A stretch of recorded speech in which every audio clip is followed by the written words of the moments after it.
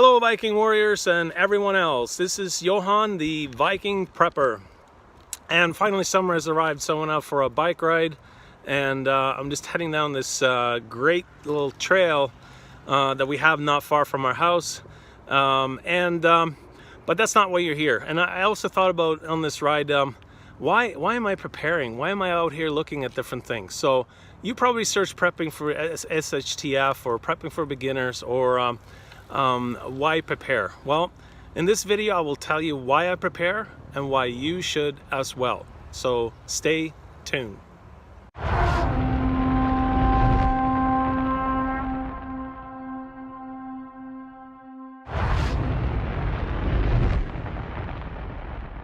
My mission is really to normalize prepping and preparedness. You know, it's become a stigma and a bad word to many people. But I also see an upward trend that more and more people are preparing for a rainy day and see it more as normal. But there are many great resources out there, but I'm also so tired of seeing all the fear-mongering and doomsday information that's being put out there. So all it does is create stress and anxiety in many of us. But if it's one good thing that we can take out from it is that it creates some kind of sense of urgency, which I think is super important. As we today live in sort of it's unprecedented, unpredictable world right now. And there are many reasons why people get into prepping, or start researching the subject. Usually there's an event or a life-changing moment or experience, that give you the aha moment, a gut feeling that a wise or a smart person should prepare for a rainy day. And just look at the past and current environmental, economical, and political events that we have. Such events could be as simple as the severe weather we have, loss of power, loss of a job, or man-made disasters, just to name a few of them. And I think the trend is clear. The game has changed.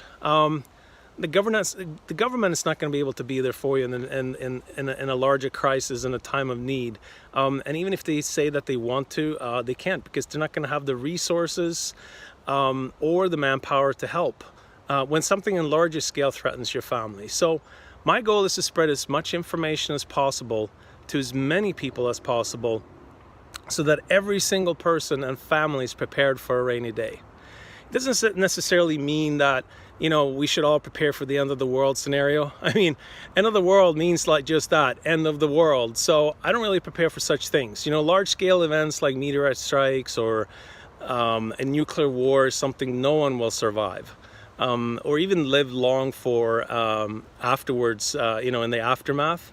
So let's keep it real and normalized and prepare for things that most likely is going to happen, like power outages, flooding, a fire, or pandemics. If you think about it, not many generations ago, most people were self-reliant and lived off the land, or they lived off trading services with each other. And it's just really in the past 100 years that we have moved from rural living to urban living, where we become so dependent on the modern lifestyle where electricity is a necessity to have a functional society. And it supplies all of our modern lifestyle conveniences, and it's yet so fragile and hard to replace should the grid go down. And another downside to having large overcrowded cities and easy access to global travel is the spread of germs. So another big ticket item or subject for me is a possible pandemic. And it's not if it will happen, it's when will it happen, because history will eventually repeat itself. And what I would love to see is that as many people as possible prepare for such events and not make such a big deal out of it.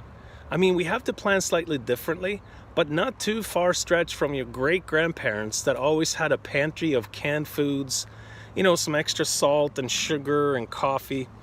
And when possible, they had extra items for trade or a few coins tucked away for a rainy day.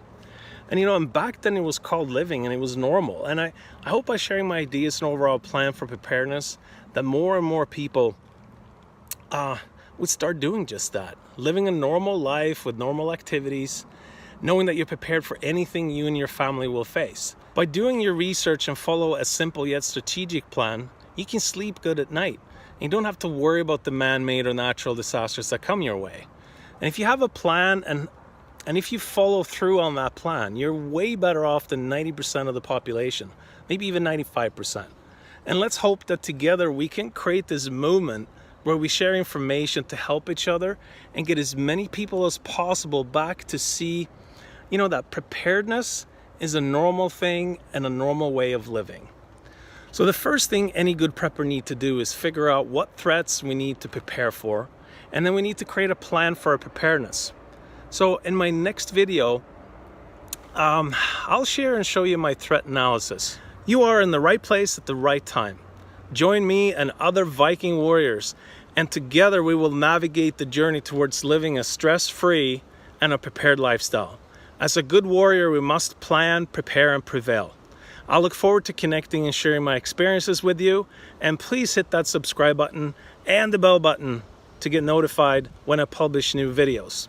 Until next time, be prepared and stay safe.